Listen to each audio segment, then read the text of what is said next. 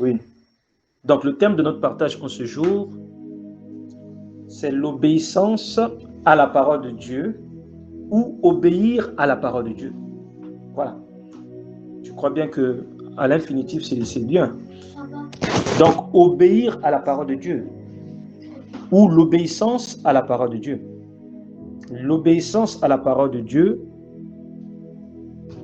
autrement dit, obéir à la parole de Dieu, ou encore obéir à Jésus-Christ. Parce que qui dit parole de Dieu, ça revient encore à Jésus-Christ. Jésus-Christ est la parole de Dieu est Jésus-Christ. L'obéissance à la parole de Dieu, obéir à la parole de Dieu, obéir à Jésus-Christ, ça revient au même. Alléluia. Et parmi les passages bibliques que nous allons voir, nous devons toujours comprendre que lorsqu'il y a un thème qui est donné, il faut traiter ça comme étant un sujet. Où il y a la thèse et il y a l'antithèse. Ça permettra à celui qui se trouve dans la thèse d'être fortifié davantage. Ça permettra à celui qui se trouve dans l'antithèse de se revoir et de changer de vie.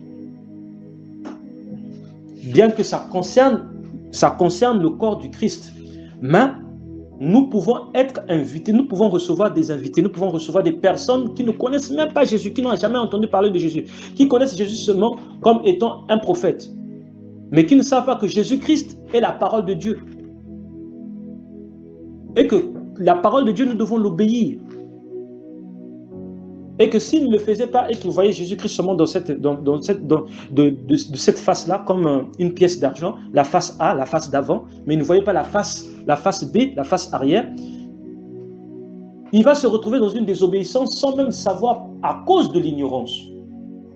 À cause juste de l'ignorance, du fait qu'il ne connaissait pas que Jésus-Christ, qui est la parole de Dieu, il est aussi Dieu. Il est aussi le Fils de Dieu. Il est tout.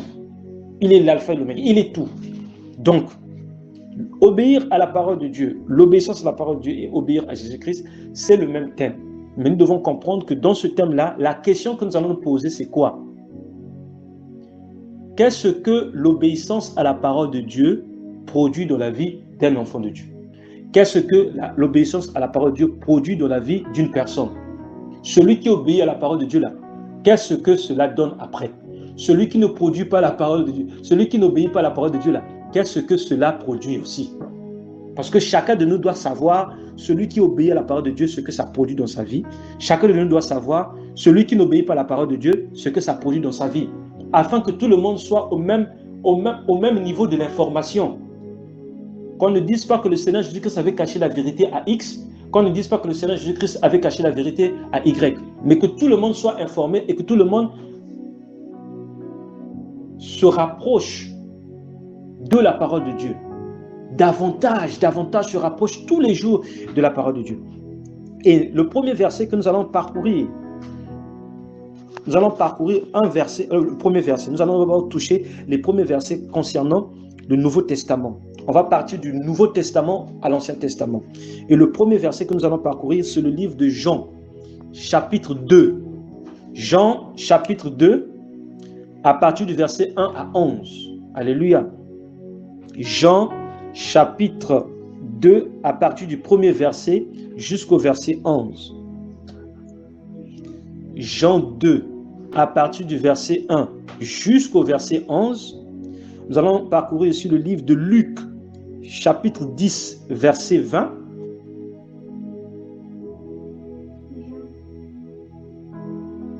Jean 2, à partir du verset 1 au verset 11. Luc 10, verset 20. Apocalypse 22, verset 19. Ça, c'est pour ce qui concerne le Nouveau Testament.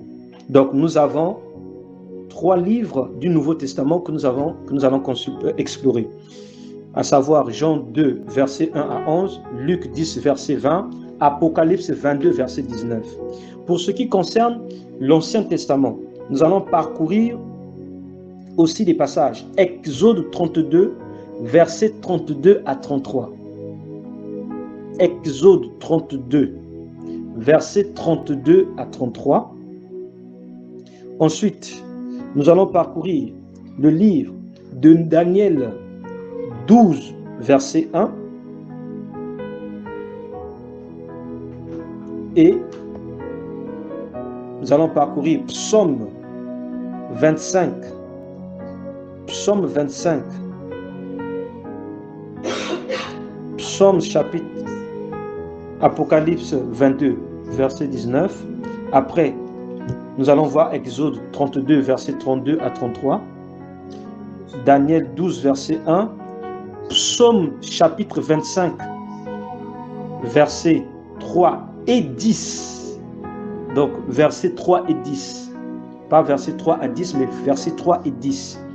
Nous allons lire aussi Psaume 25, verset 12 et 13. Et nous allons terminer avec le Psaume 32, verset 10.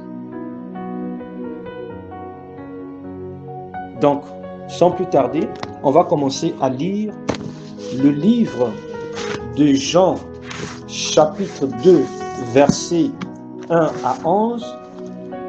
Qu'est-ce que l'Éternel nous dit à travers le livre de Jean, chapitre 2, versets 1 à 11? La Bible déclare en Jean 2, versets 1 à 11.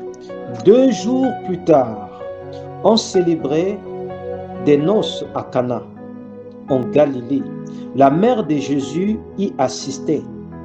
Jésus avait aussi été invité au mariage avec ses disciples. Or, voilà que le vin se mit à manquer. La mère de Jésus lui fit remarquer: ils n'ont plus de vin. Écoute-lui, répondit Jésus. Est-ce toi ou moi que cette affaire concerne? Mon heure n'est pas encore venue. Sa mère dit au serviteur: faites tout ce qu'il vous dira. Il y avait là 6 jarrets de pierre que les Juifs utilisaient pour leur ablution rituelle. Chacune d'elles pouvait contenir entre 80 et 120 litres. Dis bien 4. Il y avait là, je reprends, 6 jarrets de pierre que les Juifs utilisaient pour leur ablution rituelle. Chacune d'elles pouvait contenir entre 80 et 120 litres. Jésus dit aux serviteurs: remplissez d'eau ces jarrets. Ils les remplirent jusqu'au bord. Maintenant, leur dit-il, prenez-en un peu et allez l'apporter à l'ordonnateur du repas. Ce qu'il fit, l'ordonnateur du repas goûta l'eau qui avait été changée en vin. Il ne savait pas d'où venait ce vin, alors que les serviteurs le savaient. Puisqu'ils avaient puisé l'eau, aussitôt il fit appeler le marié et lui dit: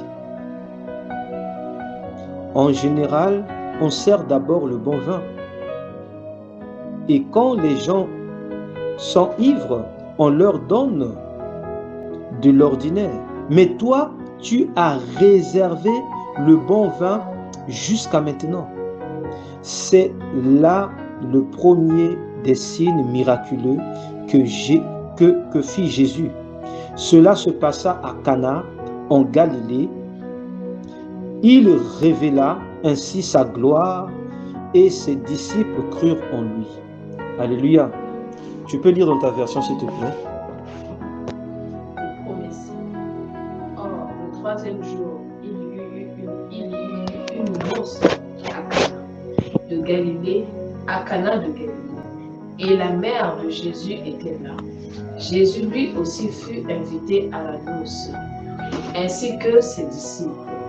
Comme le vin manquait, la mère de Jésus lui dit: ils n'ont pas de vin. Mais Jésus lui répondit: que me veux-tu, femme? l'heure n'est pas encore. Sa mère dit au serviteur, quoi qu'il vous dise, faites-le. Il y avait là 6 jarres de pierre destinées aux purifications des Juifs. Elles contenaient chacune de 2 à 3 mesures. Jésus dit au serviteur, remplissez d'eau ces jarres, et ils les remplirent jusqu'au bord.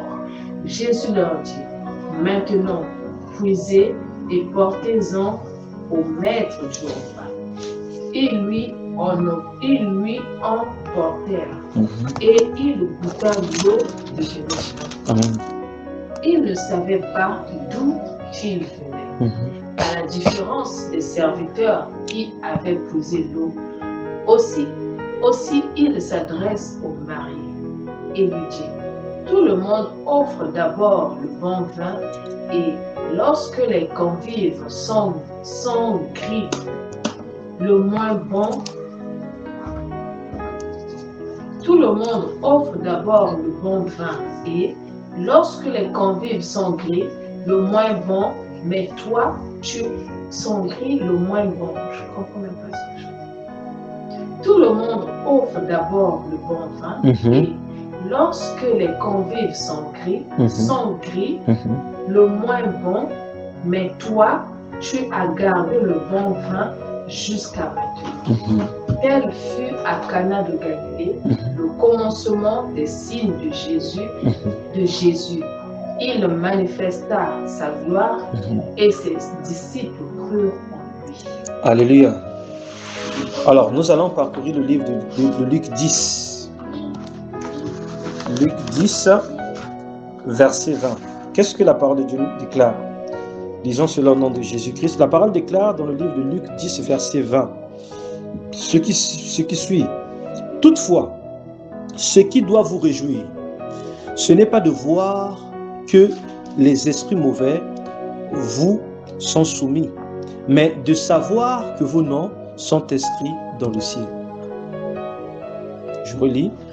Toutefois, ce qui doit vous réjouir, ce n'est pas de voir que les esprits mauvais vous sont soumis, mais de savoir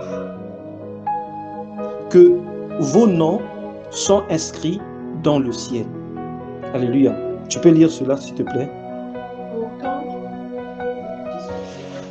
Pourtant, ne vous réjouissez pas de ce que les esprits vous sont soumis, mais réjouissez-vous de ce que vos noms sont inscrits dans les cieux. Amen. Amen. Nous allons parcourir le livre de Apocalypse 22, verset 19.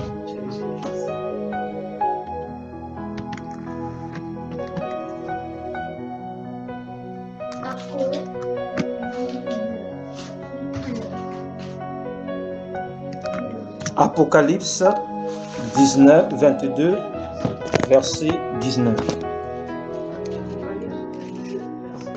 Alléluia. Et si quelqu'un retranche aux paroles de ce livre prophétique, Dieu retranchera sa part de l'arbre de vie et de la cité sainte, qui sont décrits dans ce livre. Alléluia. Et si quelqu'un retranche aux paroles de ce livre prophétique, Dieu retranchera sa part de l'arbre de vie et de la cité sainte. Alléluia. Qui sont décrits dans ce livre. Alléluia. Alors, dans ma version, il est dit ceci. Et si quelqu'un retranche quelque chose des paroles du livre de cette prophétie, Dieu retranchera sa part de l'arbre de la vie et de la ville sainte, décrite dans ce livre. Je reprends. Et si quelqu'un retranche quelque chose des paroles du livre de cette prophétie, Dieu retranchera sa part de l'arbre de la vie et de la ville sainte décrit dans ce livre. Alléluia. Nous allons maintenant parcourir le livre de Exode 32, versets 32 à 33, ce qui concerne l'Ancien Testament, l'Ancienne Alliance. Qu'est-ce qui s'est passé? Qu'est-ce qui est dit dans Exode 32?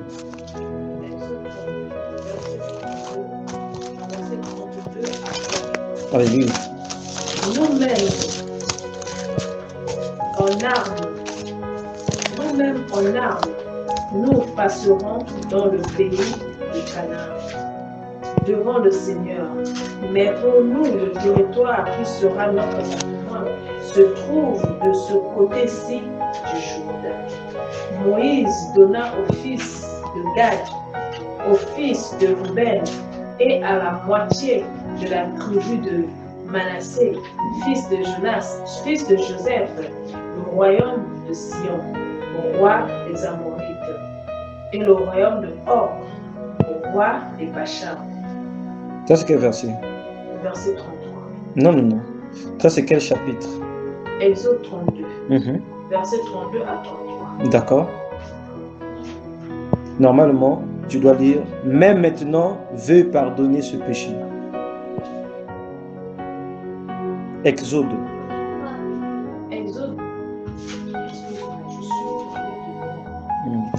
Exode 32, verset 32 à 33. Chez moi ici, qu'est-ce qui est dit? Mais maintenant, veuille pardonner ce péché. Sinon, efface-moi du livre que tu as écrit. Verset 33. L'Éternel répondit à Moïse, j'effacerai de mon livre celui qui a péché contre moi.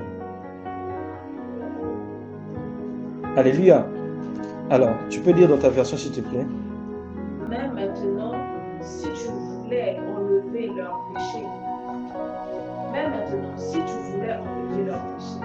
sinon, efface-moi donc du livre que tu as écrit. Le Seigneur dit à Moïse, c'est celui qui a péché contre moi que j'effacerai de mon livre. Alléluia. Nous allons parcourir le livre de Daniel. Daniel 12, verset 1.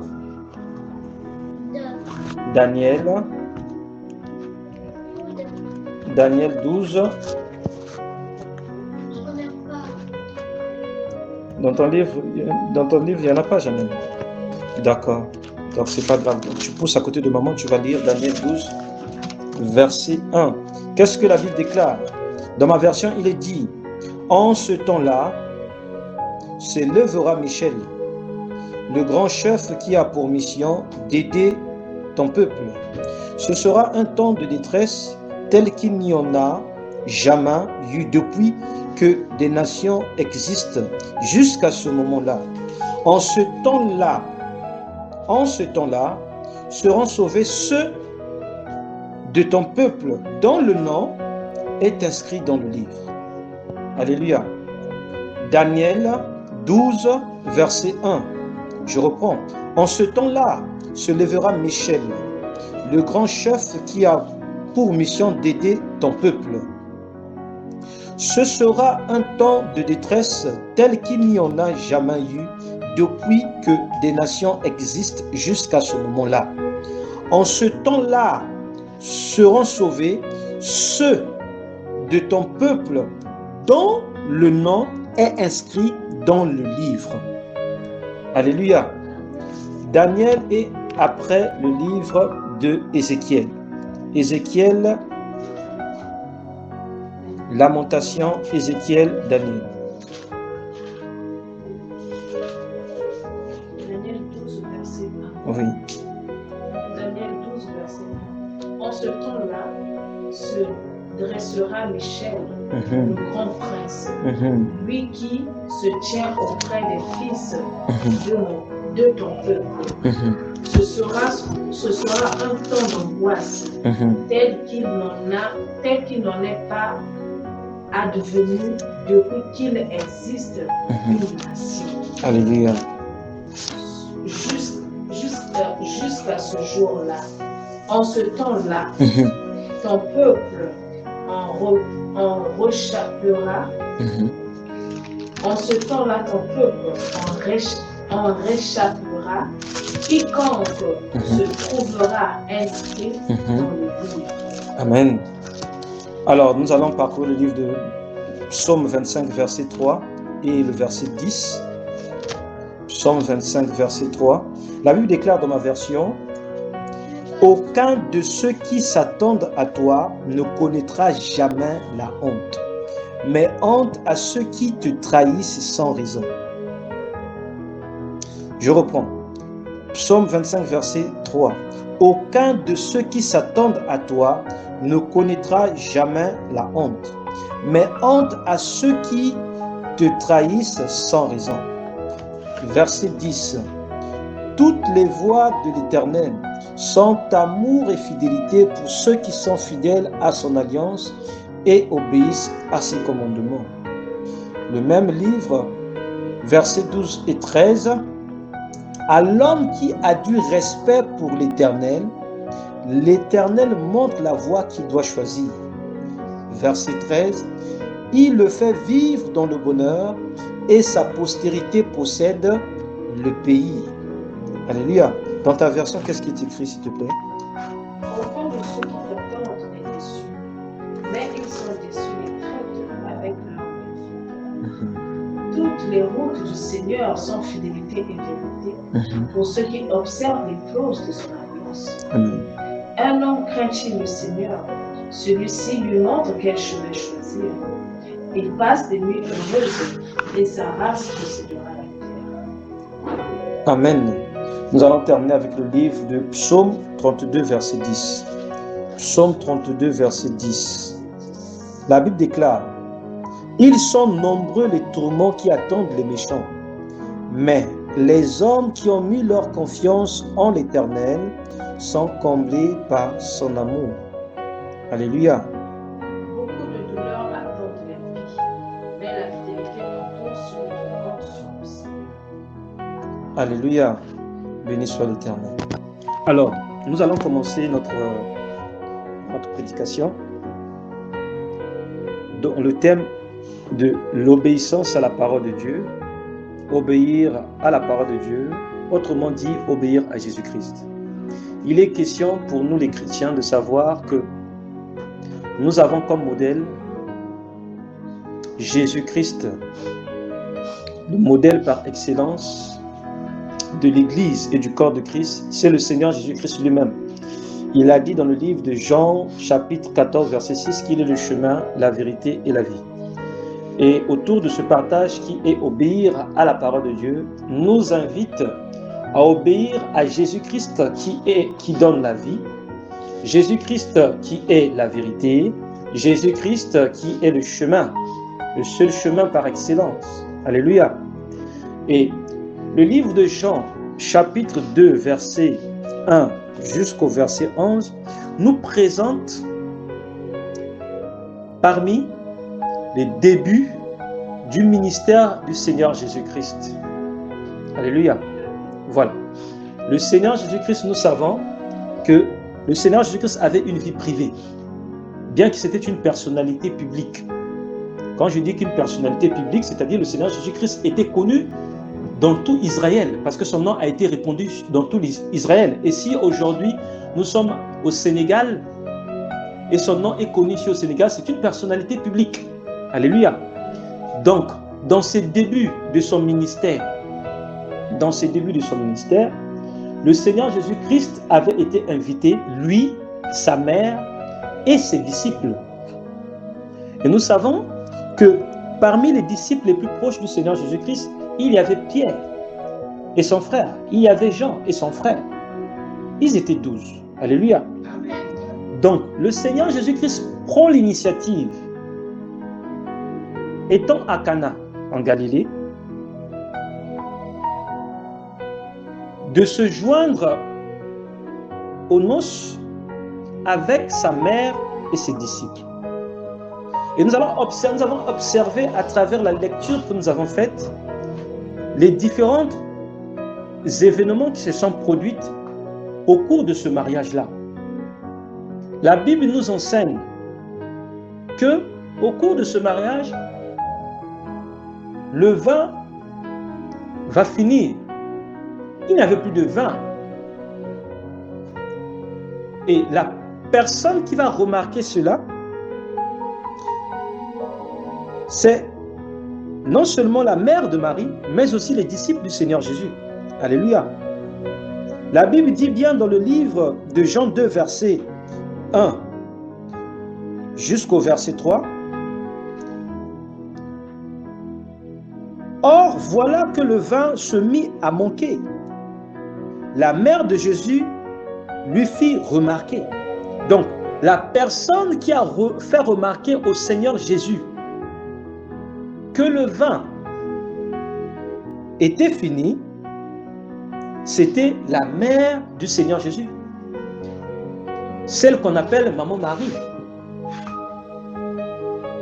La Bible ne dit pas que c'est le marié qui a fait remarquer cela au Seigneur Jésus. La Bible ne dit pas que c'est les disciples qui ont fait remarquer cela au Seigneur Jésus. Mais la Bible est en train de nous préciser que c'est la mère de Jésus qui informe le Seigneur Jésus seulement que le vin est fini. Nous pouvons voir à travers cette partie que Maman Marie s'attendait à ce que le Seigneur Jésus-Christ fasse quelque chose. Alléluia. Alléluia. Donc nous pouvons observer qu'à travers cette conversation que Maman Marie a eue avec le Seigneur Jésus, Maman Marie s'attendait à ce que le Seigneur Jésus-Christ fasse quelque chose ce jour-là et dans ce mariage-là. La façon que le Seigneur Jésus-Christ a répondu à Maman Marie, ce n'est pas ça qui nous importe. Alléluia. Parce que beaucoup de gens aiment extrapoler un peu cette partie-là. Non, mais le Seigneur Jésus-Christ, comment est-ce qu'il pouvait répondre comme ça là, à Maman Marie, tout cela. Mais est-ce que sa façon de répondre à Maman Marie, est-ce que c'était correct, est-ce que c'était incorrect? Mais nous pouvons voir que dans l'acte que Maman Marie a posé, en informant son fils que le vin était terminé, nous pouvons voir que Maman Marie a emmené son fils à agir par son esprit de compassion. Parce que le Seigneur Jésus-Christ, ce n'était pas sa première fois de le faire devant Maman Marie. Ça, c'est une révélation maintenant que je suis en train de vous donner. Mais sa première fois de le faire en privé, en public aussi, devant les gens, c'était ce jour-là. Changer l'eau en vin là. La première fois de le faire en privé dans un mariage devant ses disciples-là et devant les mariés là, c'est la première fois. Mais avant que ce fait-là n'arrive, le Seigneur Jésus-Christ vivant avec Maman Marie et Joseph dans leur maison là, ce qu'ils habitaient là, le Seigneur Jésus-Christ opérait déjà beaucoup de choses. Est-ce qu'on est en train de se comprendre? Alléluia. Le premier miracle que le Seigneur Jésus-Christ a eu à faire devant ses disciples et devant les personnes, c'est lorsqu'il a transformé l'eau en vin. Ça, c'est ce que la Bible nous déclare. Mais quand nous lisons cette même partie-là, nous apercevons que Maman Marie est en train de dire quelque chose à Jésus dans le but de le pousser de faire quelque chose. Est-ce qu'on est en train de comprendre quelque chose là? Ça veut dire que Maman Marie s'attendait à ce que le Seigneur Jésus-Christ fasse quelque chose qu'elle avait déjà vu le Seigneur Jésus-Christ faire à la maison. Est-ce qu'on est en train de se comprendre? Voilà. Le Seigneur Jésus-Christ faisait déjà des œuvres déjà dans la maison de son père et de sa mère. Il faisait déjà ça. Au point quand le vin est terminé, le jour même du mariage où il était invité avec sa mère et ses disciples, dans le plan de Dieu, Dieu avait prévu cela pour que ce signe-là serve à ses disciples de croire en lui. Parce que c'est ce premier jour-là où les disciples du Seigneur Jésus-Christ ont commencé à croire en Seigneur Jésus-Christ. Nous voyons cela dans ces passages-là. La Bible déclare quoi? La Bible déclare que les disciples crurent en lui au verset 11. Alléluia. c'est là le premier des signes miraculeux que Jésus fit, que fit Jésus. Cela se passa à Cana en Galilée. Il révéla ainsi sa gloire et ses disciples crurent en lui. Alléluia. Donc, les disciples du Seigneur Jésus-Christ ont cru en Jésus uniquement ce jour-là, quand ils ont vu ce que le Seigneur Jésus-Christ avait accompli le jour de ce mariage. Alléluia. Alors, cette histoire, s'il faut dire ça comme ça, cette histoire, et dans cette histoire-là, il y a des images que nous, enfants de Dieu aujourd'hui, étant aussi serviteurs de Jésus-Christ, nous devons comprendre que ça aussi, ça nous concerne. Alléluia. Nous voyons que Maman Marie, non seulement a parlé au Seigneur Jésus, a emmené le Seigneur Jésus-Christ d'accomplir quelque chose qui n'était même pas prévu ce jour-là. Son temps n'était même pas encore arrivé pour qu'il puisse faire cela. Mais nous avons vu que le Seigneur Jésus-Christ, à cause du fait que sa mère lui a demandé de faire quelque chose, le Seigneur Jésus-Christ, celui-là qui est le maître des temps et des circonstances, même si ce temps-là n'était pas encore arrivé, il a créé les conditions pour que ses disciples puissent croire en lui. La Bible nous révèle qu'il y avait 6 jarrets, donc les tonneaux, les fûts. Alléluia. Des barils, en quelque sorte, ce sont des barils d'eau. Ce sont des barils d'eau qui pouvaient contenir 120 litres. Ce que le Seigneur Jésus-Christ avait dit, ce n'est pas ce qui nous importe, comment il a fait pour que l'eau se transforme en l'eau en vin. Mais ce qui nous concerne, ce n'est pas l'eau et le vin. Nous sommes les serviteurs de Jésus-Christ. Ce qui nous concerne, c'est quoi? C'est ce que Maman Marie a dit au Seigneur Jésus, ce que Maman Marie a dit aux disciples. C'est ça qui nous concerne. Nous voyons que la Maman Marie dit quoi aux serviteurs du Seigneur Jésus? Faites tout ce qu'il vous dira. Alléluia. C'est là où commence maintenant le sujet de notre partage, l'obéissance à la parole de Dieu, sinon obéir à Jésus-Christ. Alléluia. Donc, Maman Marie, dans ses états de Maman Marie, mère de Jésus, le Seigneur, le Sauveur, le Seigneur et le Sauveur de toute l'humanité, Maman Marie nous présente même déjà le Seigneur Jésus-Christ, nous conseille, nous exhorte. Elle exhorte aux disciples en ce temps, mais elle exhorte aussi aux disciples de ce temps que nous sommes, de faire tout ce qu'il nous dira. Alléluia. Cela nous emmène à obéir à tout ce que le Seigneur Jésus-Christ a dit. Alléluia. Le résultat de l'obéissance de la parole de Dieu nous permet de croire davantage au Seigneur Jésus-Christ. Parce que nous avons observé que les disciples du Seigneur Jésus-Christ ont fait tel que le Seigneur Jésus-Christ avait ordonné de faire. Alléluia. Au mariage, aux noces, ils ont fait tout ce que le Seigneur Jésus-Christ avait instruit. Nous voyons qu'il y avait 6 jarrets de pierre que les Juifs utilisaient pour faire leurs ablutions rituelles. Et chacune d'elles contenait une quantité d'eau environ 80 et 120 litres. Ils ont rempli les jarrets d'eau, n'est-ce pas? Ils ont fait ce que le Seigneur Jésus-Christ, ils ont fait ce que Maman Marie leur avait ordonné. Ce n'est pas le Seigneur Jésus-Christ qui a dit, faites tout ce, c'est pas le Seigneur Jésus-Christ a dit, faites tout ce que je vous ai dit, je vous dirai. Mais c'est Maman Marie qui a dit, faites tout ce qu'il vous dira. Alléluia. Donc, dans la position de serviteurs et de disciples du Seigneur Jésus-Christ, ils ont pris en considération la voix qui sortait de la bouche de la mère de Jésus. Ils n'ont pas vu l'âge de Jésus. Parce que le Seigneur Jésus-Christ, à l'époque, avait 33 ans. Alléluia. Pierre était plus grand que Jésus. Parmi les disciples, il y avait des personnes qui étaient plus âgées que le Seigneur Jésus-Christ. Mais ils ont pris en considération ce que maman Marie avait dit. Faites tout ce qu'il vous dira. Et les différentes instructions que le Seigneur Jésus-Christ a données, c'est ce que eux, ils ont aussi observé.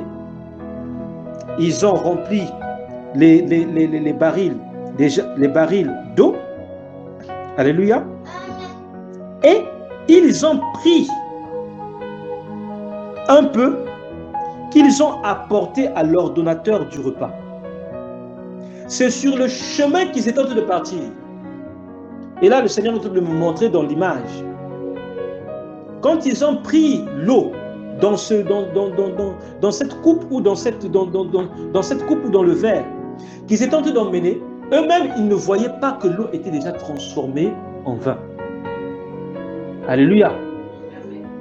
C'est l'ordonnateur qui va réaliser que le vin qu'il avait reçu là, sans le savoir, c'était de l'eau. C'est-à-dire que ce sont les disciples qui vont réaliser que, oh, mais ce qu'on a donné à l'ordonnateur, pourtant c'était de l'eau, mais cette eau-là s'est transformée en vin. Et c'était un vin de première qualité. Alléluia. Notre but, ce n'est pas de savoir est-ce que le vin a été alcoolisé ou le vin là n'était pas alcoolisé. Mais nous devons savoir que lorsque un vin, quand on parle de bon vin et le mauvais vin, nous devons comprendre ça. J'ai fait des recherches là-dessus depuis 2024. Ceux qui produisent des vins savent que pour que le vin devienne alcoolisé, il faut qu'il soit fermenté. Donc quand il est produit, voilà, quand il est produit, il faudrait attendre, les couvrir dans les cuves. Et cette fermentation-là va permettre à ce que ça devienne alcoolisé. Alléluia. Alléluia. Voilà. Ceux qui font du vin, eux, ils appellent ça du mauvais vin ou du bon vin. C'est-à-dire, ceux qui font du vin alcoolisé, eux, ils appellent ça du bon vin. Alléluia.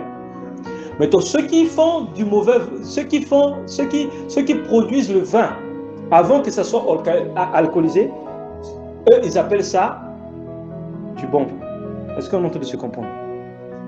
Lorsque les gens, les vignerons, ceux qui produisent du vin, recueillent du raisin, par exemple, de la vigne et tout ça là, pour produire le vin, par exemple le vin, dès qu'ils produisent ça, le vin, quand il est fait, il est non alcoolisé. Voilà. Pour eux, ils appellent ça le mauvais vin. Est-ce que je vois? Maintenant, quand ça devient alcoolisé, eux, ils appellent ça du bon vin. Voilà. Voilà. Voilà. Est-ce que je vois? Maintenant, dans ce cas de figure-là, ça devait être quoi? Merci beaucoup. Mais, lui, il a préparé du bon vin du début jusqu'à la fin. Est-ce que nous comprenons la partie là?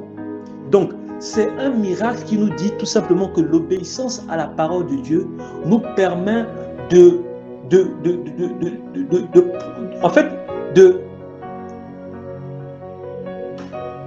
l'obéissance à la parole de Dieu nous permet de recueillir de la parole de Dieu du bon vin. Et ce bon vin-là peut être représenté comme étant de la grâce, de la faveur, de la bénédiction, de la miséricorde, des bienfaits, de la sécurité, de la protection. Alléluia. Donc, même les disciples sont surpris. Parce que les disciples n'avaient jamais encore vu cela. Ils n'avaient jamais vu ça en Israël. Et même ceux qui étaient là, l'ordonnateur ne savaient même pas aussi que cette eau-là provenait des jarrets. Et que ces jarrets-là étaient en quelque sorte de l'eau qu'on avait remplie dans ces fûts-là. Et que ces fûts-là, ces eaux-là ont été transformées en vin. Du vin de première qualité. On dit bien du vin de première qualité. Alléluia. Donc, on parle de 6 fûts qui ont une quantité de 80 litres ou 120 litres. Quand on multiplie 120 litres ou 80 litres fois 6, ça fait beaucoup de litres. Ils ont beaucoup bu ce jour-là. Mais ce n'est pas ça qui nous importe. Ce qui nous importe, c'est quoi? C'est la partie où le Seigneur Jésus-Christ converse avec Maman Marie, la partie où Maman Marie converse avec les disciples du Seigneur Jésus, et la partie où le Seigneur Jésus-Christ converse avec ses disciples, et les disciples voient le résultat lorsqu'on fait tout ce que le Seigneur Jésus-Christ nous demande de faire. Alléluia. Alléluia. Lorsque on obéit à tout ce que le Seigneur Jésus-Christ nous a demandé de faire, cela produit en nous non seulement la foi, parce qu'ils ont cru. Croire là, c'est-à-dire, c'est la confiance. À ce niveau-là, croire là, c'était le niveau de confiance, la crédibilité, l'assurance de tout ce que le Seigneur Jésus-Christ disait et ce qu'il faisait, partait dans une seule direction. Ce n'est pas que le Seigneur Jésus-Christ disait quelque chose et il faisait le contraire. Non. Et ce qu'il dit et ce qu'il fait, les actes et les paroles allaient ensemble. Alléluia. Faites tout ce qu'il vous dira, c'est-à-dire les actes et les paroles doivent aller ensemble. Les disciples ont fait ce que le Seigneur Jésus-Christ avait dit et ils ont vu le résultat. L'ordonnateur a bu du bon vin, mais sans savoir que le vin là provenait des fûts que les Juifs faisaient souvent leurs ablutions de rituel et que c'était de l'eau qui était remplie dans ces fûts-là. Donc notre Seigneur Jésus-Christ a changé l'eau en vin. Et ce n'était pas n'importe quel vin, c'était du vin de bonne qualité. Alléluia. Donc c'est ça la première partie. L'obéissance à la parole de Dieu produit dans le cœur de l'enfant de Dieu non seulement la confiance envers Dieu, mais aussi la foi. Plus tu obéis à la parole de Dieu, plus tu obéis à Jésus-Christ, plus tu vois les résultats. Il n'y a pas quelqu'un qui va obéir au Seigneur Jésus-Christ qui ne va pas voir les résultats de sa vie. Ce n'est pas possible. Celui qui va dire qu'il fait tout ce que le Seigneur Jésus-Christ dit et qui ne voit pas de résultats, moi je vais le présenter, Jean chapitre 2, verset 1 à 11.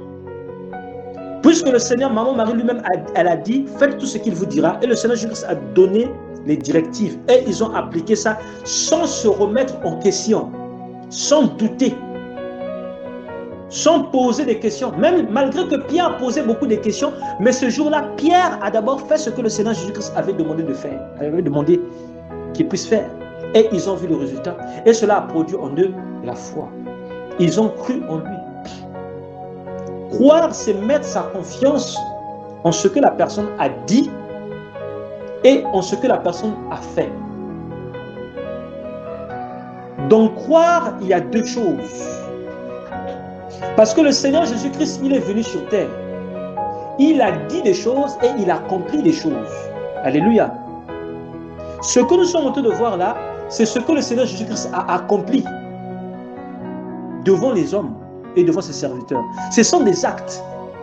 En dehors de ce qu'il enseignait. Aime ton prochain comme toi-même. Tu pardonneras 490 fois.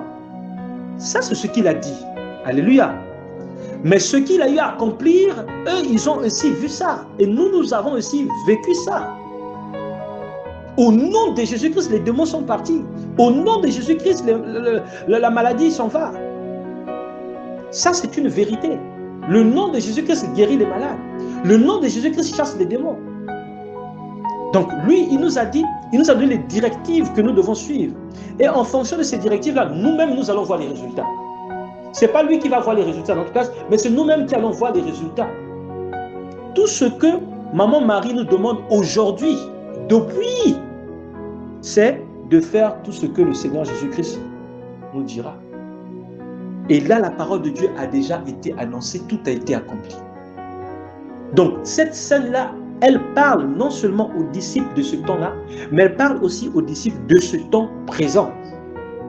Que ce soit l'apôtre, que ce soit le pasteur, que ce soit l'évangéliste, que ce soit le prophète, que ce soit le docteur, que ce soit les chantres, que ce soit les choristes, tout le monde est concerné. Faites tout ce qu'il vous dira. Maintenant, ce qu'il nous a dit là, c'est quoi? C'est tout ce qu'il nous a annoncé dans sa parole. Alléluia. Parce que le Seigneur Jésus-Christ lui-même, il est la parole de Dieu. Il a dit dans le livre de Jean, si vous m'aimez, vous observerez mes commandements. Alléluia. La Bible le dit, le déclare. Si vous m'aimez, bien que le verset là n'était pas à l'ordre du jour, mais la parole de Dieu déclare dans le livre de Jean 14, verset 15, si vous m'aimez, vous suivrez mes enseignements. Alléluia. Et maman Marie nous dit, faites tout ce qu'il vous dira. Et les disciples ont fait tout ce que le Seigneur Jésus-Christ avait donné comme instruction. Et ils ont vu le résultat. Et ce jour-là, ils ont cru au Seigneur Jésus-Christ. Ce qui s'est passé après les incrédulités de Pierre, qu'il a renié 3 fois, ça nous concerne. Ça, ce n'est pas important. Mais ce jour-là, nous savons que la Bible dit que ce jour-là, ses disciples ont cru en lui. Voilà. Donc, si Pierre a eu de l'incrédulité à un moment donné, mais nous savons que Jean, ce jour-là, a cru en lui. Alléluia. Et là, c'est Jean qui est en train de témoigner ce jour-là, ses disciples crurent en lui. Alléluia. Donc, l'obéissance à la parole de Dieu nous invite à manifester l'amour de Christ par l'observation de ses enseignements.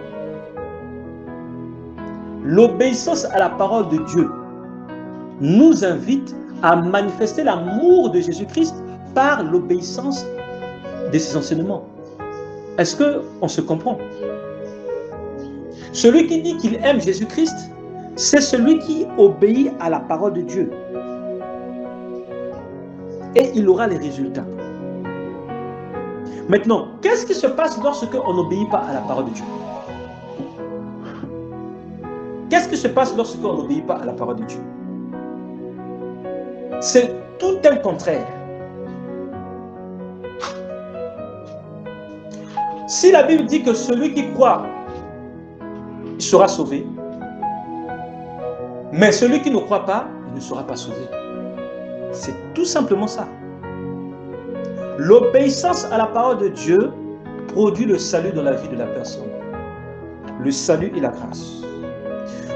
L'obéissance à la parole de Dieu. La Bible nous enseigne dans le livre de Luc 10, verset 20. Ce n'est pas de voir seulement de voir comment le nom de Jésus-Christ fait des dégâts dans le camp de l'ennemi. Mais c'est de se réjouir afin de savoir combien l'obéissance aux voix de Jésus-Christ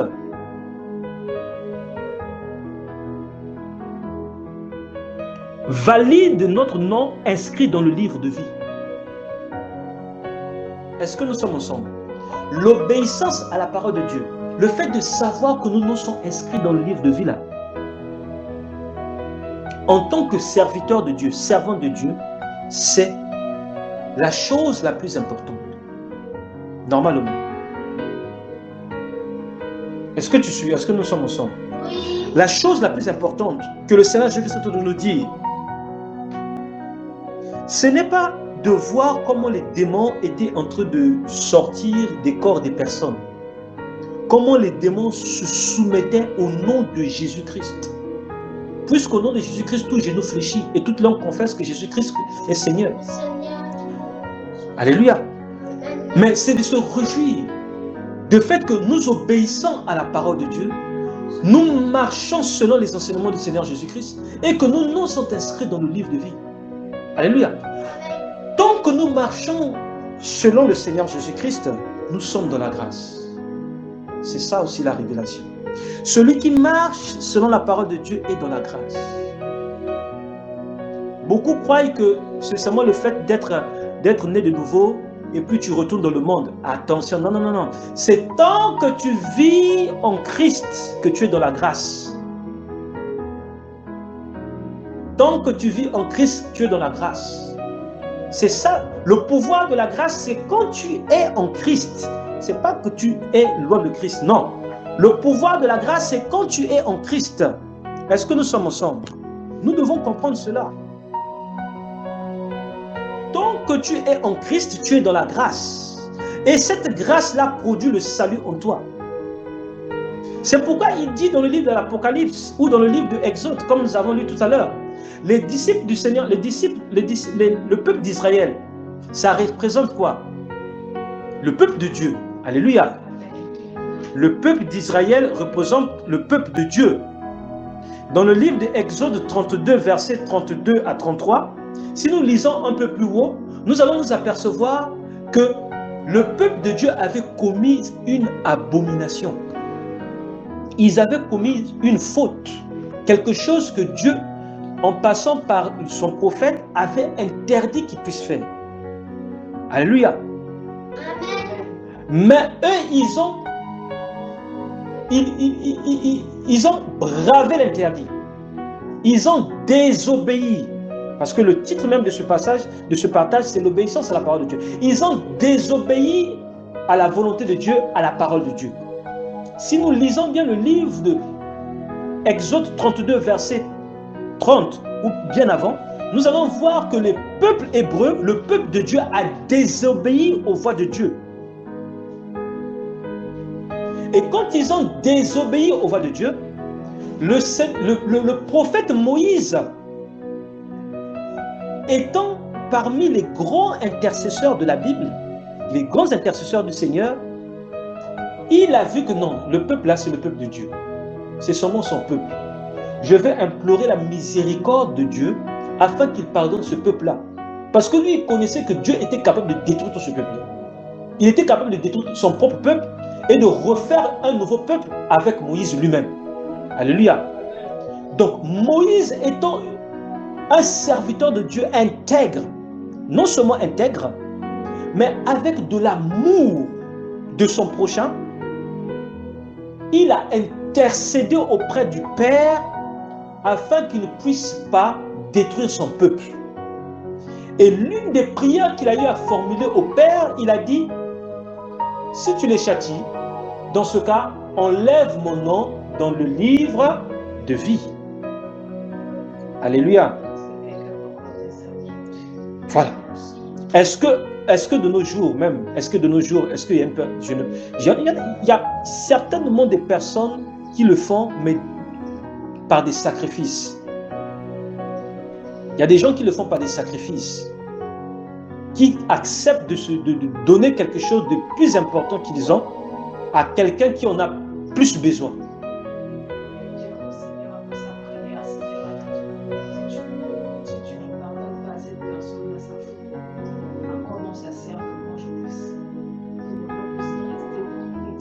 C'est exceptionnel. Ça, c'est vraiment exceptionnel. C'est exceptionnel. Ça nous emmène à comprendre à quel niveau le prophète Moïse pouvait manifester de l'empathie. Parce que ça, c'est un niveau d'empathie où tu demandes à Dieu d'épargner ceux qui ont fait du mal, ceux qui ont désobéi, et de châtier celui qui a obéi, celui qui a demeuré intègre. Ça, c'est aussi une préfiguration. Au moment que nous sommes en train de parler là, c'est une préfiguration du Seigneur Jésus-Christ à la croix. Alléluia. C'est une préfiguration du Seigneur Jésus-Christ à la croix, où le Seigneur Jésus-Christ prend la place du peuple qui est dans le péché, dans l'abomination, dans la malédiction, et il accepte de porter tous nos péchés à notre place. Et il meurt à notre place. Donc ça aussi c'est une préfiguration du Seigneur Jésus-Christ à Golgotha. Et nous voyons que le Seigneur Jésus-Christ est en train de faire quelque chose ici là. Si nous lisons bien ce passage-là et si nous méditons bien ce livre de Exode 32, nous allons nous apercevoir que le Seigneur Jésus-Christ est en train de dire qu'il va seulement enlever le nom des personnes qui ont désobéi à la parole de Dieu. Alléluia. Donc, c'est seulement le nom des personnes qui ont désobéi à la parole de Dieu dont leur nom sera retiré du livre de vie. La désobéissance engendre le péché. Et ceux qui ont péché dans la grâce et qui ne se sont pas repentis, leur nom ne va pas figurer dans le livre de vie. C'est ce que nous devons comprendre. Ce n'est pas moi qui le dis, mais c'est la Bible qui le déclare. Puisque là, il s'agit du peuple de Dieu. Donc, ceux qui ont accepté Jésus-Christ, alléluia, en notre temps là, ceux qui ont accepté le Seigneur Jésus-Christ, ceux qui marchent en Christ, c'est ceux qui sont dans la grâce. Ils se répandent, ils continuent à marcher. Mais ceux qui marchent en Christ, mais ceux qui sont en Christ, mais qui décident de marcher, de désobéir à la parole de Dieu et de vivre loin de la parole de Dieu, qu'est-ce qui se passe? Si le cœur de l'homme, de l'enfant de Dieu, ne réside plus la parole de Dieu, qu'est-ce qui se passe après? Si le cœur de l'enfant de Dieu, où devait résider la parole de Dieu, ne réside plus la parole de Dieu, qu'est-ce qui se passe après? Il repart dans le monde, il marche sur quelle trace? Il marche Selon la chair. Et quels sont les actes de la chair? Le péché, Le péché est quoi? la mort. La mort. Mais quels sont les comportements d'un pécheur qui le différencie de celui qui est justifié malgré son péché? Déjà, quand on marche dans le péché, ce qui est mal pour nous, c'est juste. Excuse-moi, pas pour moi. Pour le pécheur. Pour le pécheur, ce qui est mal aux yeux du juste, pour lui, c'est normal. Assieds-toi convenablement. Pour lui, c'est juste. En fait, il fait le contraire de la parole de Dieu. Merci beaucoup. La jalousie, c'est un péché. La jalousie n'est pas bon. Mais pour lui, la jalousie, c'est normal, c'est une vie. L'impudicité, c'est normal. C'est anormal. C'est pas Dieu nous demande de nous sanctifier. Mais pour lui, sortir avec X, Y, Z, c'est normal. Donc, merci beaucoup. C'est normal pour le pécheur, pour la personne qui ne vit pas dans la parole de Dieu, qui désobéit au fait à la parole de Dieu. Merci beaucoup. Le même aussi pour la personne qui vivait dans la parole de Dieu, mais qui s'est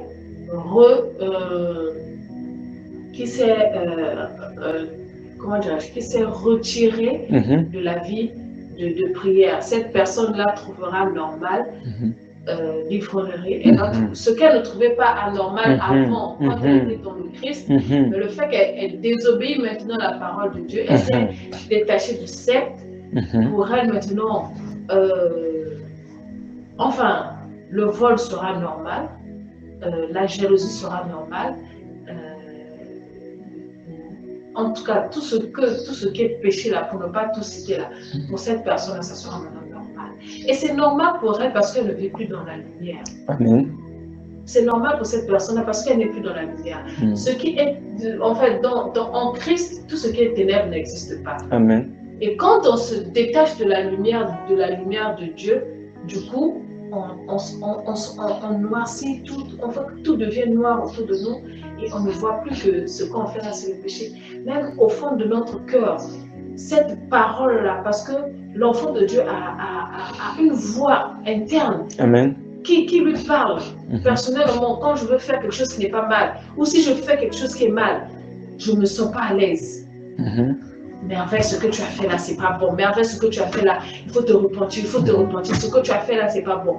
Mais la personne qui est déjà dans le mal n'a plus cette voix intérieure-là qui va l'empêcher et qui va pousser cette personne-là à se repentir. Cette voix-là va s'éteindre. Merci beaucoup. Merci. Effectivement, c'est ça. En fait, la voie qui nous permet de marcher dans la lumière, c'est la parole de Dieu. La voie qui nous permet de pratiquer le bien, c'est lorsque nous sommes en Christ et que nous marchons dans sa grâce. Dieu nous parle par sa petite voix douce. Quand nous lisons la parole de Dieu, nous voyons que Dieu s'est révélé de plusieurs manières sur Élie.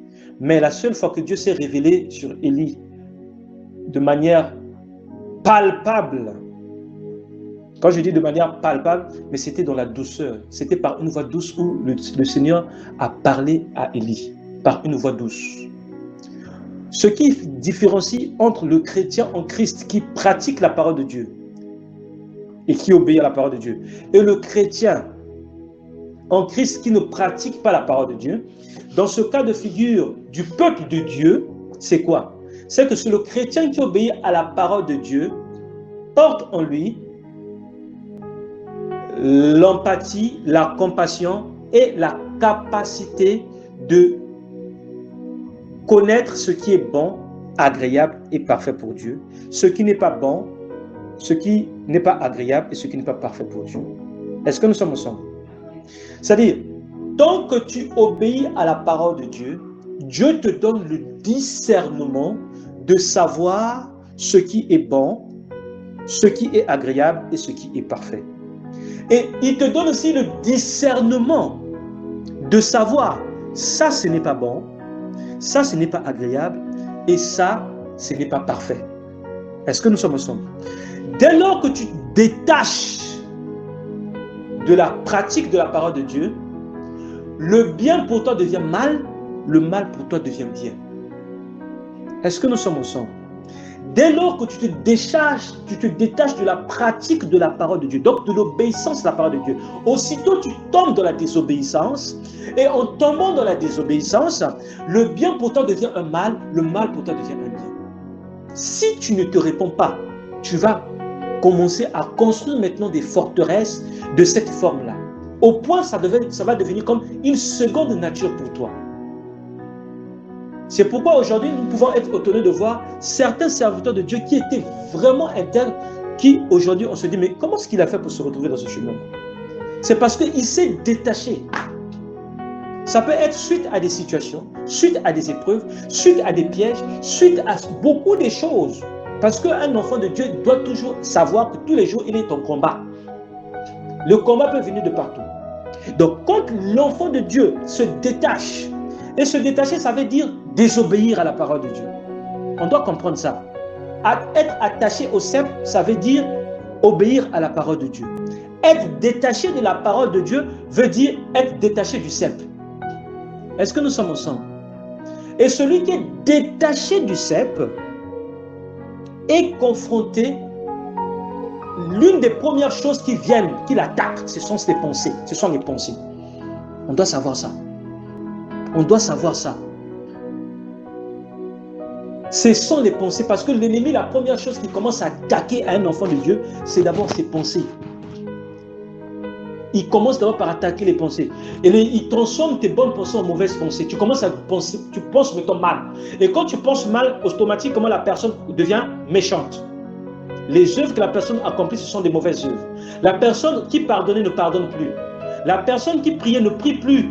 La personne qui s'abstenait à faire du mal, à mentir, à papatoyer, à commérer, commence à commérer. Puisque cette voix qui lui permettait de se maîtriser, d'écouter, de marcher sur les traces de Dieu, la méchanceté, les mauvaises pensées viennent l'étouffer. Est-ce qu'on est ensemble? La voix, elle est là, mais nous ne l'entendons plus. Pourquoi? Parce que les mauvaises pensées et les mauvaises paroles, les mauvaises actions l'étouffent. Puisque Dieu est même dans le païen. Dieu est même dans le païen. Dieu est même dans le païen. Mais c'est parce que le païen lui-même, il décide d'occuper quelque chose d'autre à la place de la parole de Dieu. Moi, je me souviens une fois, j'étais en train de partager, j'étais en train de parler d'un sujet, c'est un témoignage entre parenthèses, je partageais la parole de Dieu à un homme. Il est chrétien, mais c'est un chrétien qui a décidé volontairement de marcher dans l'occultisme. Volontairement, de marcher dans l'occultisme. Donc, je lui partageais la parole de Dieu et j'étais en train de lui expliquer que le Seigneur Jésus-Christ, il est le roi des Juifs, il est le lion de Juda, et ceux qui considèrent que Judas est venu accomplir une bonne action, que c'est grâce à Judas que le Seigneur Jésus-Christ a été cloué à la croix, se trompent, puisque Judas a participé à l'accomplissement de la volonté de Dieu. Donc j'étais en train de l'expliquer quelque chose, une démonstration théorique, une démonstration pratique. Et cet homme-là, comme il m'écoutait, il est arrivé à me dire quelque chose qui a attiré mon attention. Il m'a dit que ce que tu as eu à dire là, ça m'a poussé à devenir enfant de Dieu. Je n'ai pas compris. Vous savez, la personne a dit, ce que tu as eu à dire là, ça m'a poussé à aimer Jésus. J'ai commencé à croire. Quand tu as commencé à parler, j'ai commencé à croire. J'ai commencé à croire. Mais la personne a décidé de ne plus croire. Après, est-ce que nous sommes ensemble? À s'intéresser à la chose. Parce que plus tu t'intéresses à Jésus, plus Jésus-Christ te montre les choses. Il a dit lui-même dans sa parole que vous me chercherez, vous me trouverez, si vous me cherchez de tout votre cœur. Alléluia. Donc, plus nous obéissons à Jésus-Christ, plus Jésus-Christ se révèle à nous de plusieurs manières et de plusieurs façons. Et de plusieurs visages. Mais moins la personne s'intéresse à Jésus-Christ et moins la personne recherche Jésus-Christ, c'est comme si la chose la plus importante pour nous, nous disons, nous n'en voulons plus. Et qu'est-ce qui se passe? Nous tombons dans la désobéissance, dans le détachement, et nous produisons maintenant les fruits du monde et de la chair. Comme au temps de Noé, où le bien était vu comme le mal, et le mal était vu comme le bien. C'est la même chose qui se passe. Et là, le peuple de Dieu, en Exode 32, vit la même chose. Et ça concerne ici le corps du Christ. Parce que le corps du Christ est représenté comme étant le peuple de Dieu. Et dans le peuple de Dieu, il y en a ceux qui obéissent et il y en a ceux qui désobéissent. On doit se dire la vérité. Il y en a ceux qui pratiquent la parole de Dieu et il y en a ceux qui ne pratiquent pas la parole de Dieu. Mais ça nous concerne tous. Le Seigneur Jésus a dit, ceux-là qui pratiquent la parole de Dieu, c'est ceux-là qui sont dans la grâce. Et leurs noms ne seront pas retirés du livre de vie. Mais ceux qui ne pratiquent pas la parole de Dieu et décident de retourner dans le mal, ceux-là, leur nom sera retiré parce que Exode 32, verset 33, il a dit que c'est ceux-là qui ont péché, dont leur nom sera retiré. Est-ce que nous sommes ensemble? Voilà. La seule différence entre l'Ancien Testament et le Nouveau Testament, c'est quoi? C'est que dans le Nouveau Testament, nous avons la repentance et le pardon de nos péchés par le biais du sang de Jésus-Christ. La seule différence, c'est la rédemption par le sang de Jésus-Christ. Nos péchés sont effacés. Alléluia. Donc, tout enfant de Dieu qui désobéit à la parole de Dieu, la seule possibilité pour lui, pour revenir vers le Seigneur Jésus-Christ, c'est de se repentir et de confesser son péché, afin que son péché soit pardonné. Et quand la repentance est faite de manière sincère, je dis bien, quand la repentance est faite de manière sincère, telle que le prophète Jean-Baptiste nous l'a enseigné, c'est que nous ne devons plus commettre ces actes-là. Alléluia.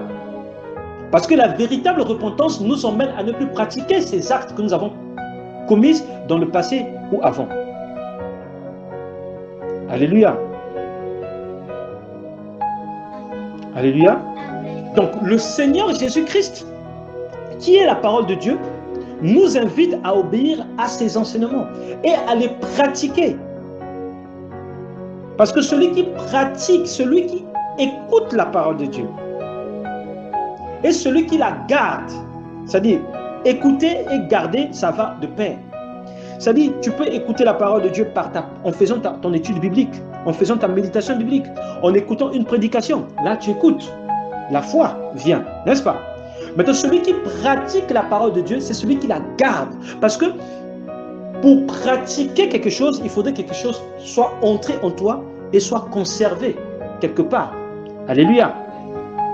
Et quand elle est conservée, on peut l'utiliser, on peut la pratiquer, on peut en faire usage.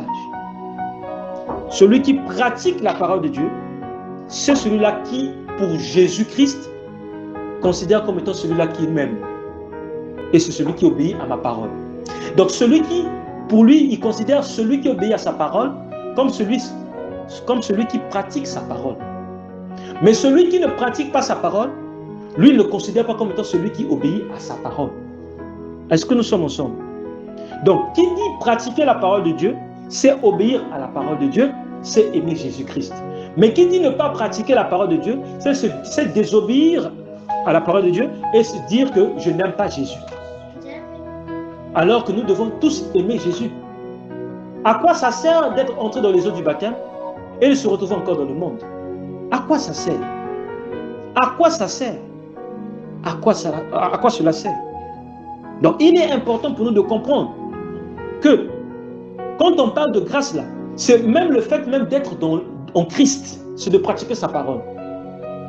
Quand on dit que la grâce, la grâce me suffit, ta grâce me suffit là, ce n'est pas un discours théorique, hein? C'est une réalité. Hein? C'est une réalité que Paul est en train de dire, que ta grâce me suffit. Demeurer en Christ là, ça me suffit. Demeurer dans la parole là, ça me suffit en tout. Puisque en Christ, on a tout. Alléluia. En Christ, nous avons tout. Demeurer en Christ, on a tout. Ce que Paul est en train de dire, que ta grâce me suffit, ça veut dire qu'au-delà de toutes les situations que nous pouvons avoir, que nous pouvons traverser, mais en demeurant fidèles et obéissant à la parole de Dieu, c'est la chose la plus importante. Parce que vaut mieux plaire au Seigneur Jésus-Christ que de plaire au monde. Quand tu plais au Seigneur Jésus-Christ par l'obéissance de sa parole, tu as tout. C'est ce que ça signifie, ta grâce me suffit. Quand tu plais au Seigneur Jésus-Christ par l'obéissance de sa parole, tu as tout. Tu as tout. Vaut mieux plaire au Seigneur Jésus-Christ que de plaire à X, Y, Z. Il vaut mieux que le Seigneur Jésus-Christ témoigne au Père que nous sommes ses enfants. Que les gens disent que toi tu es un enfant de Dieu. Au fond là, dans ton cœur, toi-même tu es convaincu que il y a longtemps que je pratique plus la parole de Dieu. Ça fait longtemps que je ne marche plus dans la parole de Dieu. Et tu ne te donnes même pas la force de chercher à marcher dans la parole de Dieu. Donc, vaut mieux que le Seigneur Jésus-Christ témoigne que tu es enfant de Dieu et que dans ton fort intérieur, tu sais que oui, l'Esprit témoigne dans mon cœur que moi aussi je suis enfant de Dieu. Que de voir des gens dire que quelle humilité ce serviteur de Dieu. Quel acte ce serviteur. Au fond là, ce serviteur de Dieu n'est même plus serviteur de Dieu devant Dieu. Est-ce qu'on est en train de se comprendre? Nous, on voit juste l'apparence physique. Mais au fond là, le serviteur de Dieu lui-même dans son cœur, il sait qu'il n'est même plus enfant de Dieu. Il n'est même plus, non seulement il n'est plus serviteur de Dieu, il n'est même plus enfant de Dieu. Donc il est très important que l'obéissance à la parole de Dieu, de comprendre que l'obéissance à la parole de Dieu produit la grâce en nous. Et c'est cette grâce-là qui fait de nous enfants de Dieu et que notre nom soit inscrit dans le livre de vie. Que nous témoignons, que nous savons de notre cœur que le fait que nous marchons selon les enseignements du Seigneur Jésus-Christ, nous savons, pas quelqu'un vient nous faire savoir, mais nous savons nous-mêmes que notre nom est inscrit dans le livre de vie. Et je dirais même que tout le monde peut savoir. Et tout le monde peut savoir si son nom est inscrit dans le livre de vie. Et tout le monde peut savoir si son nom ne figure plus dans le livre de vie à travers les actes et l'obéissance à la parole de Dieu. À travers l'obéissance de la parole de Dieu, tout le monde peut savoir si son nom est inscrit dans le livre de vie et si son nom a été retiré. Il peut savoir même à quel moment son nom a été retiré. Il n'a même pas besoin, parce que la Bible nous déclare que le meilleur jugement, c'est le jugement qu'on se fait à nous-mêmes. Ça ne sert pas d'attendre que quelqu'un vienne nous juger ou d'attendre le jour du jugement pour que Dieu nous juge. Nous-mêmes, nous pouvons savoir dans notre cœur, dans notre fort intérieur, dans notre âme, si nous sommes en train de marcher dans le droit chemin ou si nous marchons dans le mauvais chemin. Nous avons cette conscience-là de savoir que si nous marchons dans le droit chemin ou si nous marchons dans le mauvais chemin. Tout le monde peut savoir quand il agit bien et quand il agit mal. Tout le monde a cette capacité-là. Tout le monde a ce bon sens-là. Il n'y a qu'à l'homme que Dieu a donné le bon sens. Les animaux n'ont pas le bon sens. Il n'y a qu'à l'homme qu'on a donné le bon sens. Puisque celui qui fait le mal et celui qui fait du bien, lorsqu'ils sont devant le juge, quand il lui pose la question, on lui demande pourquoi tu as fait du mal, il reconnaît son mal. Alléluia. Donc nous tous, nous avons tous le bon sens. Nous tous, nous avons la capacité de savoir à tel moment nous avons fait du bien, à tel moment nous avons fait du mal. Mais la différence, c'est qu'à notre époque, c'est que quoi? Dieu nous a donné le privilège, quand nous faisons du mal, de revenir vers lui, les pieds à genoux, les genoux à terre, pour implorer sa miséricorde. D'où le livre que nous avons vu dans le livre de Matthieu, le livre de Psaume 25, verset 3, et le livre de Psaume 25, verset 10. Quand la Bible dit que toutes mes voies sont amour et fidélité pour ceux qui sont fidèles à mon alliance et qui obéissent à mes commandements, amour là a une autre dimension. Attention, amour là, ça a une autre dimension. Amour là a une dimension de miséricorde. C'est-à-dire tu peux tomber, mais Dieu, il est miséricorde. Quand tu reviens vers le Seigneur, il a dit que toutes ses voies sont amour et fidélité. Alléluia. Parce que dans d'autres versions bibliques, cette partie-là, on parle de miséricorde. La miséricorde, ça ne vient que de Dieu. Il n'y a que Dieu, c'est-à-dire, quand tout le monde dit que toi là tu es mal barré, le monde de ténèbres va décréter que toi là tu vas mourir. Mais quand on dit la miséricorde, c'est quand Dieu dit, c'est lui qui a le dernier mot sur ta vie. Les gens peuvent dire ce qu'ils veulent dire. Hérode peut dire que Pierre, on va le sacrifier lundi, mais quand Dieu a dit que Pierre sera libéré et Pierre a été libéré. Les hommes ont fourmenté des projets contre Daniel pour le précipiter de la fosse de lion. Dieu a dit qu'aucun lion ne va manger ne va manger Daniel. Daniel est sorti indemne de la fosse de lion. C'est ça qu'on appelle la miséricorde de Dieu. Alléluia. Donc, ce passage-là, ça couvre non seulement la miséricorde de Dieu, combien Dieu il est miséricordieux envers ceux qui obéissent à la parole de Dieu. Alléluia. Ça, c'est une clé. Dieu, il est miséricordieux envers tous ceux qui obéissent à la parole de Dieu. Alléluia. Les gens peuvent critiquer, peuvent juger, peuvent t'accuser, peuvent te condamner. Mais Dieu, lui, il a dit que toutes ses voies sont amour et fidélité pour ceux qui obéissent à sa parole et qui pratiquent sa parole. C'est de ça qu'il s'agit.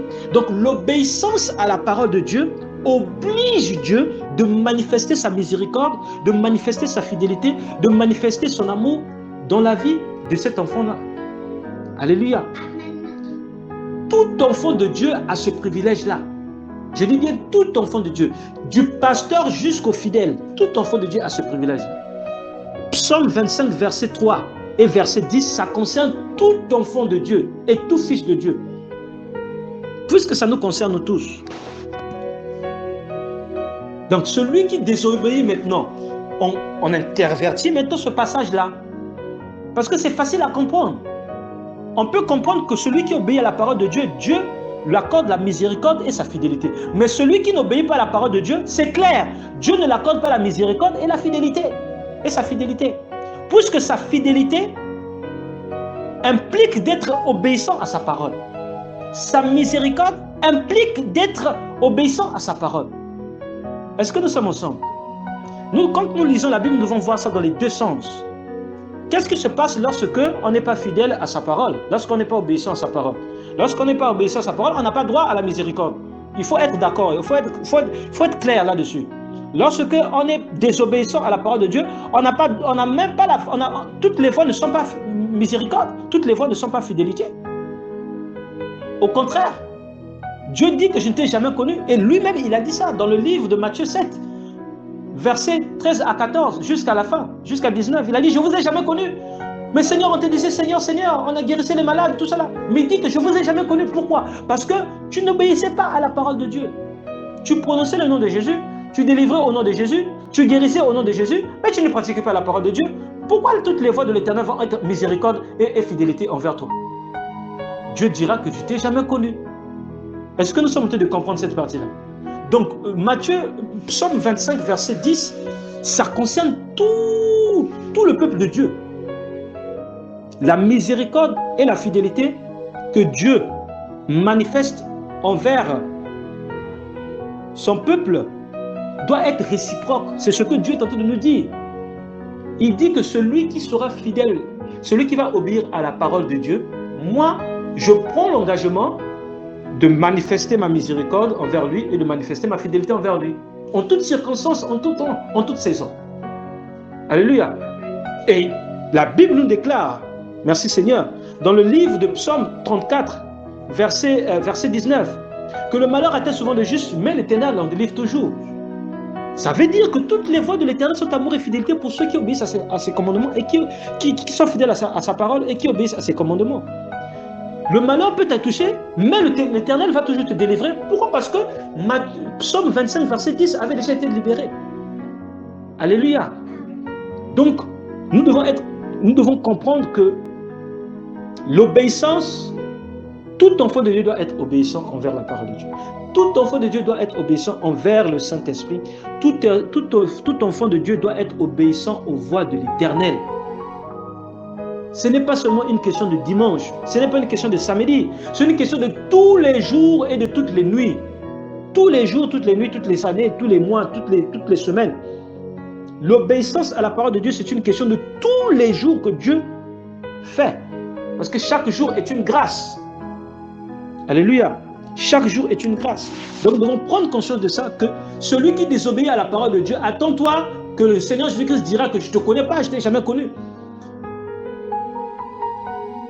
Et il y avait un serviteur de Dieu qui disait dans ses prédications, il disait que ce jour-là, le jour du jugement, notre propre corps va nous accuser, notre propre bouche va nous accuser, nos propres oreilles vont nous accuser, nos propres yeux vont nous accuser, nos propres mains vont nous accuser. Les mains que tu utilisais pour te masturber va t'accuser. La bouche que tu utilisais pour insulter va t'accuser. Les yeux que tu utilisais pour te souiller va t'accuser. Les oreilles que tu utilisais pour entendre les mauvaises choses vont t'accuser. C'est ce que le serviteur de Dieu, Papa Charles Talingano, disait. Notre propre corps va nous accuser. Puisque c'est avec notre corps que nous péchons. C'est avec notre corps que nous péchons. Donc notre corps va nous accuser.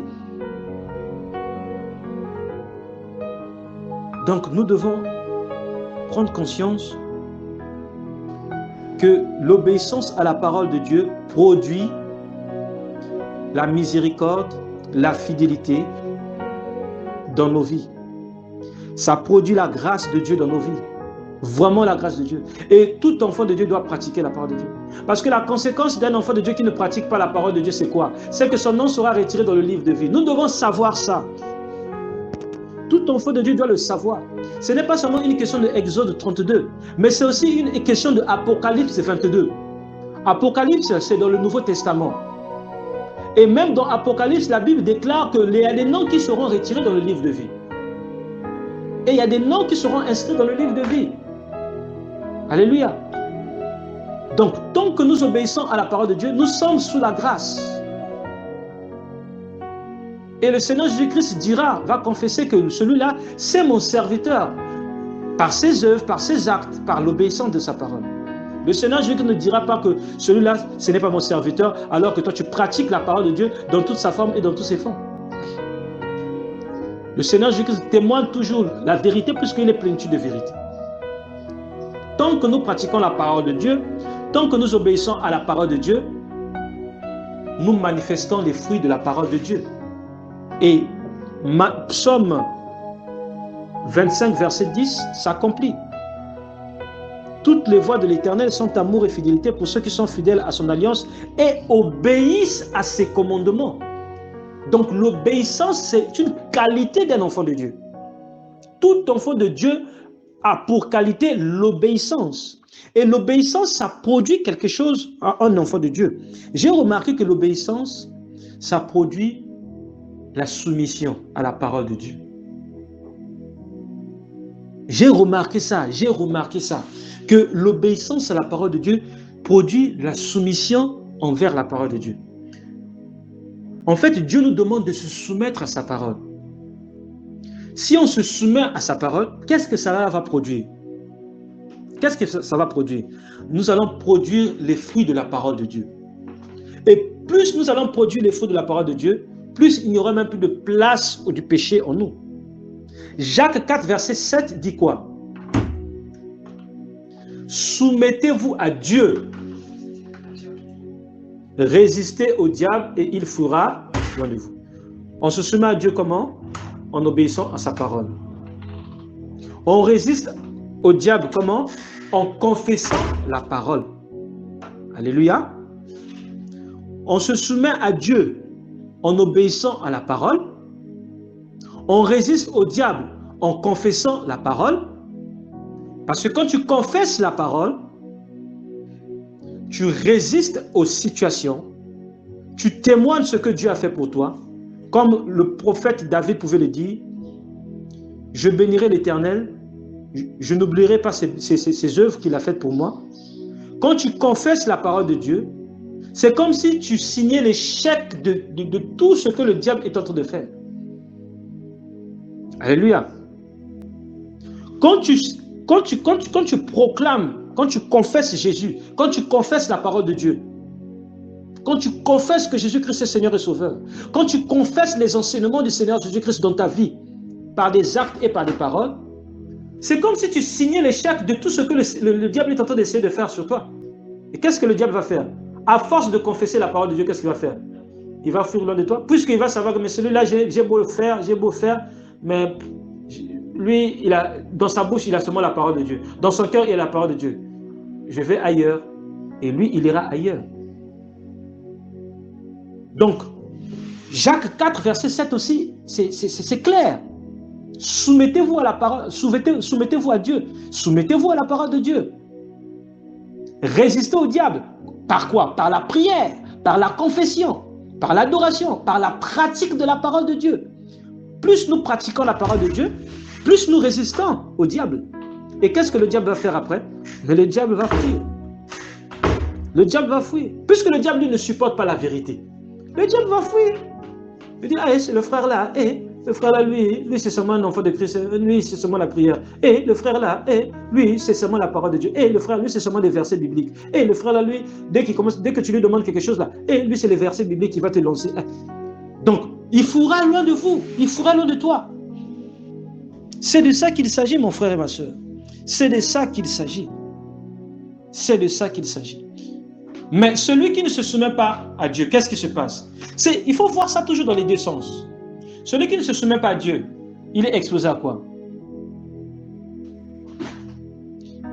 Selon le livre de Jacques 4, verset 7, la Bible dit, soumettez-vous à Dieu, résistez au diable et il fuira loin de vous. Maintenant, voyez ça maintenant dans le sens de la personne qui ne se soumet pas à Dieu, qui ne pratique, qui n'obéit pas à la parole de Dieu. Qu'est-ce qui se passe après? Le diable a accès à sa vie. Il est proche du diable. La mort est derrière lui. La seconde mort est derrière lui. Le péché est en lui. La méchanceté, les œuvres du diable. Parce qu'il y a les œuvres de Dieu et il y a les œuvres du diable. Celui qui se soumet à Dieu, obéit à la parole de Dieu et accomplit les œuvres de Dieu. Alléluia. Mais celui qui ne se soumet pas à Dieu se retrouve à pratiquer les œuvres du diable. Il se soumet au diable et le diable il est avec lui. Donc, sa fin sera une fin de grincement de dents.